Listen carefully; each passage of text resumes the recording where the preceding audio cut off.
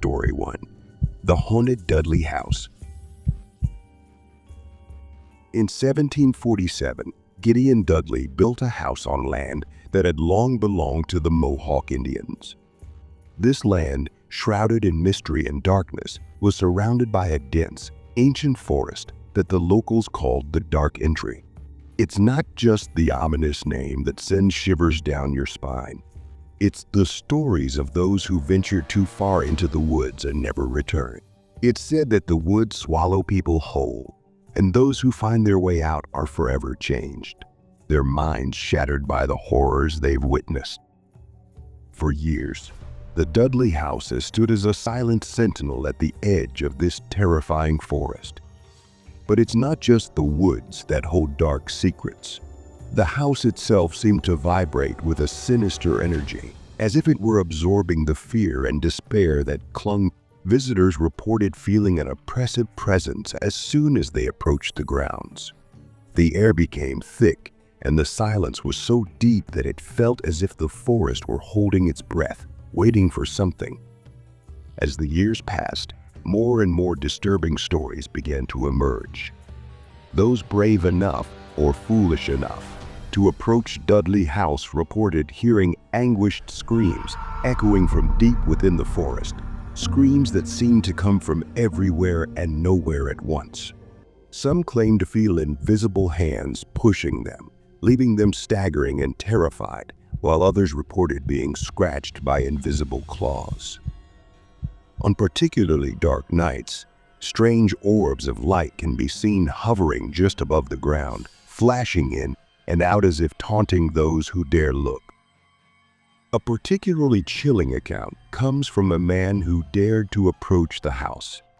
As he approached the old structure, he noticed a window with a drawn curtain. Suddenly, the silence was broken by a loud bang from inside the house.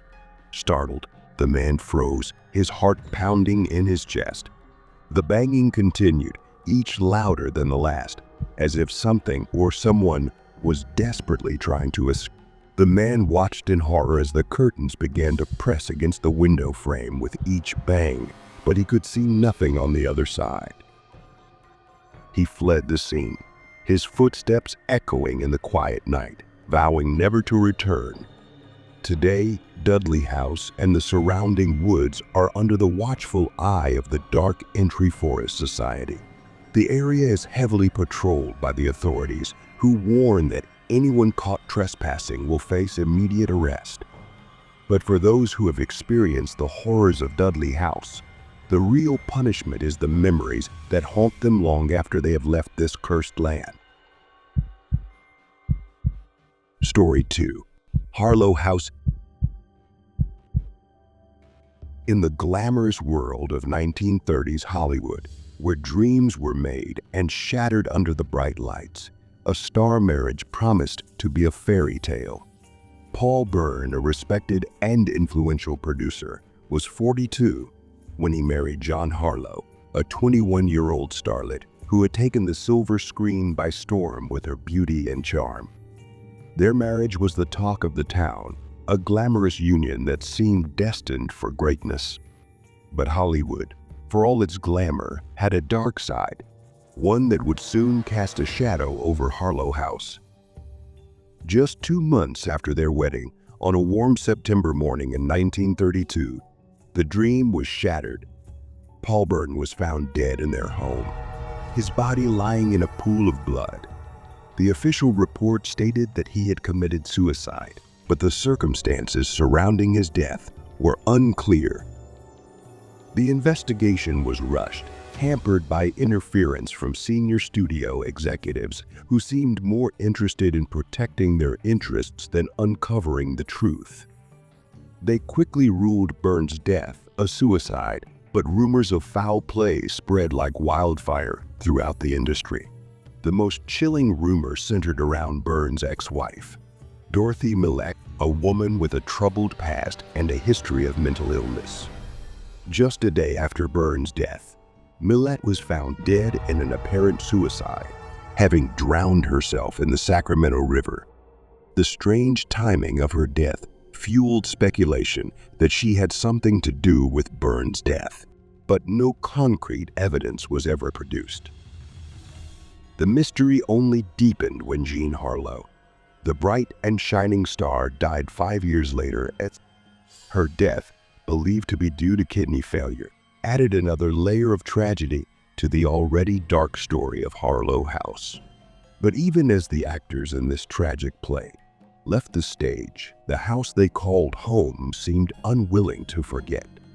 The atmosphere inside Harlow House became heavy with a sense of anxiety, as if the very walls had absorbed the sadness and despair of its former inhabitant.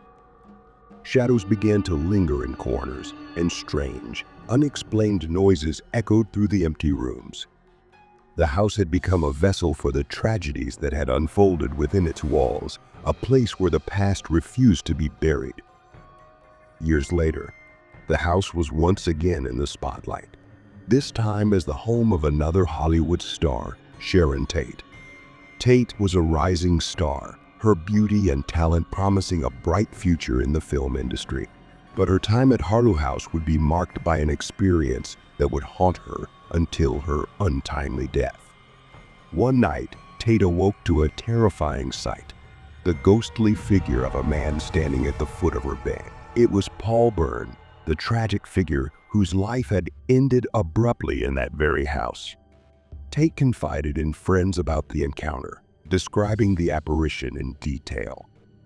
Byrne's ghost seemed bound to the house, unable to escape the place where his life had been cut short.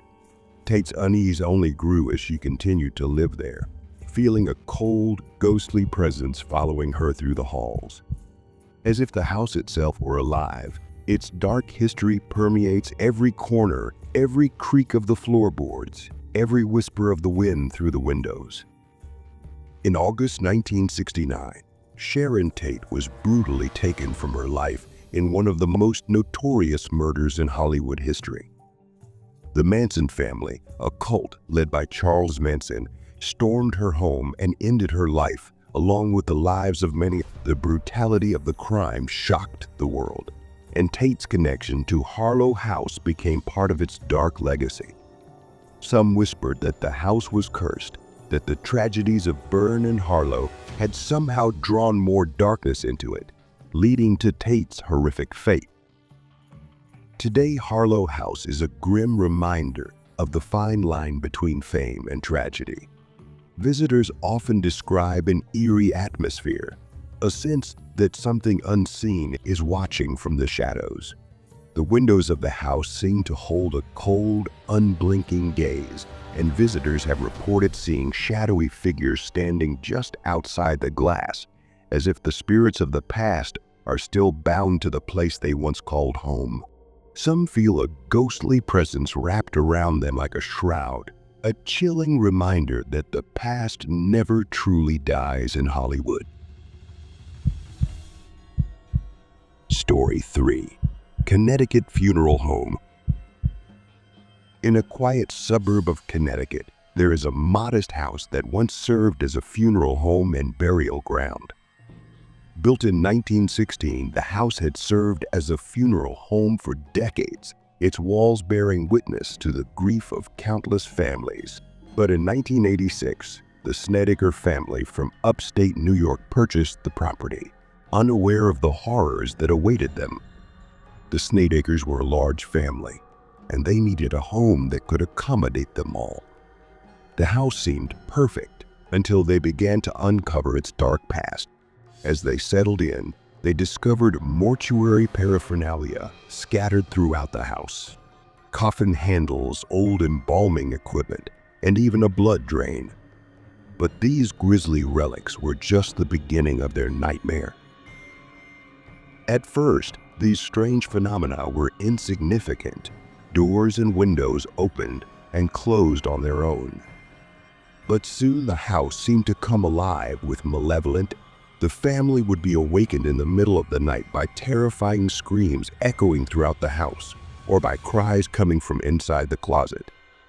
The children were terrified, their innocent minds unable to comprehend the darkness that surrounded them.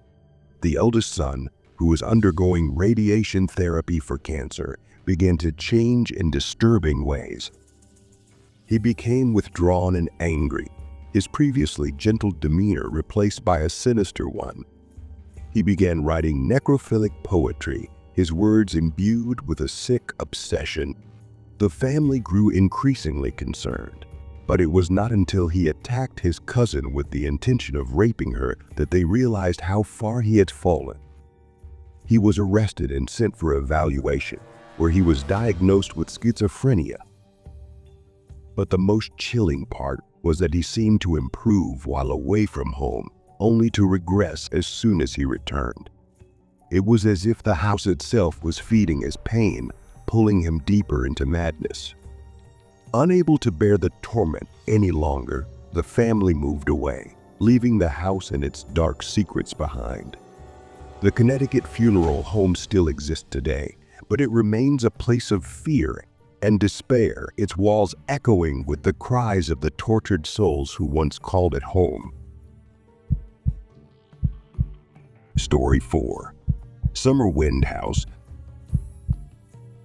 On the shores of West Bay Lake in Wisconsin, there once stood a grand mansion called Summerwind.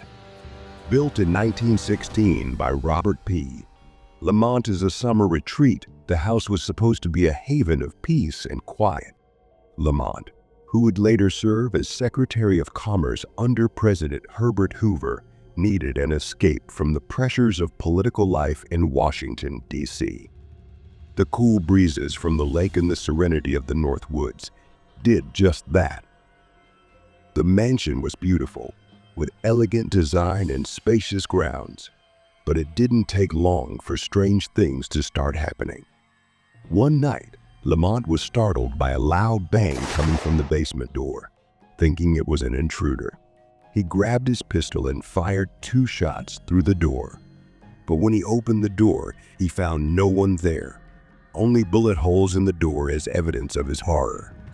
The legend of the ghostly intruder began to take root, and subsequent visitors to the mansion could not shake the feeling that something otherworldly resided within its walls. Years later, in the early 1970s, the mansion was sold to the Henshaw family.